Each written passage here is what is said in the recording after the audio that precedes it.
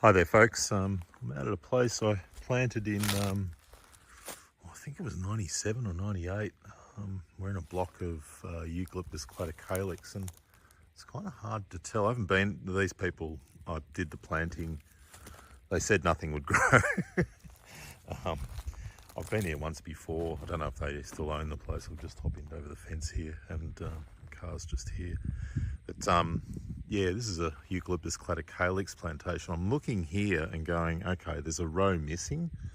And I have a feeling that like around that time, I did a lot of inter-row planting. So you can still see the mound is in place, but so you've got one row missing, more or less. You can see some of the residues of that. Yeah, looking at it now, I can actually see somebody's cut something.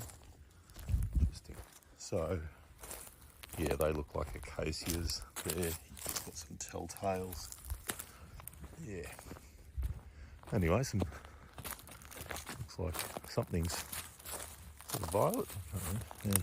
Anyway, whatever it is, it's good. Something's replaced it. But yeah, it's a pretty disappointing plantation. It's not beyond it. I mean, the good thing about a planting like this is that you could come in and do a bit of a job. Like, it's not beyond it, because these plants, these cladocalyx, are really strong species. I mean, look at they're basically at their planting density, which is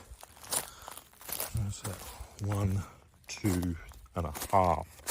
So we went fairly high, or unless that was just that planting. Yeah, they look like they should be at, so I think the row spacing should be 4, because they're classic spacing, but 1, 2, 3, 4, yep, and then 1, 2, 3.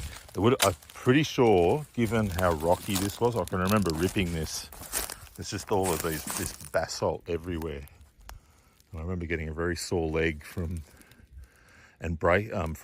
being on the clutch the whole time, trying to detect when the yeoman's plough was gonna hit a rock, which it did very regularly. I think I went through a couple of hundred shear pins, and you can see here, I mean, I've even pulled rocks out. It's a pretty decent sized rock. I mean, there's my boot, which is a size 10 or 11 or whatever. Yeah. But yeah, you could go through here. There's stems like this one right here. Good stem.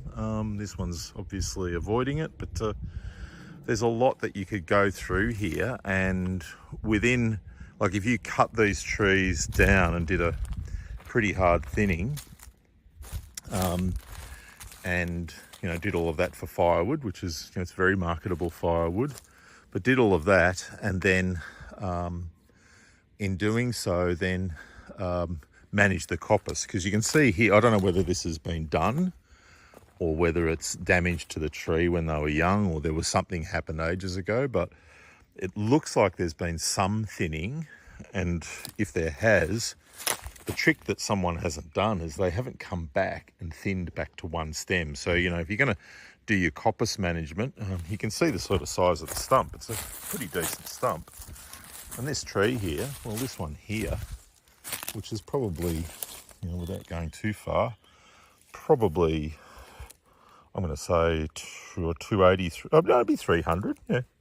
300 at breast height, which is barely respectable. This is a dry area.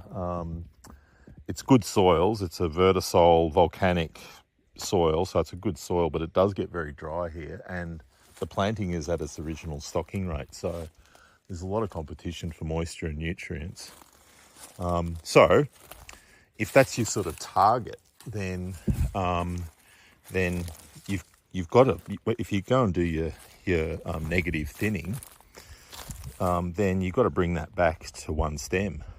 Otherwise, all of those resources they get split between the three here, as you go 4 or 5 or whatever it might be, 3 here and so on. And these trees, as we've seen on other places where we've done this thinning work, they catch up really quick. So yeah, they've got the root reserves there. It might be that we have to go a bit drastic on that too, maybe drop the stocking rate altogether by terminating some of these individuals. But yeah, I mean, it's still here. There's a lot of survival. It must be, well, it's 90% plus easy survival rate on a site that, like I said, the clients were going, oh, you know, I don't think this will survive. I mean, obviously these wattles didn't make it, but we only planted these as a frost protection for a more frost delicate species in the sugar gums here. So I'm happy with that. It's a nurse tree. And in a lot of cases, these did make it, and people then harvested them for firewood, or in some cases even saw logs. Yeah, pretty cool to see though. 30 something years, what is it, 1998, so geez, it's a bloody long time ago. Not quite 30 years. Anyway, a while. Thanks everyone.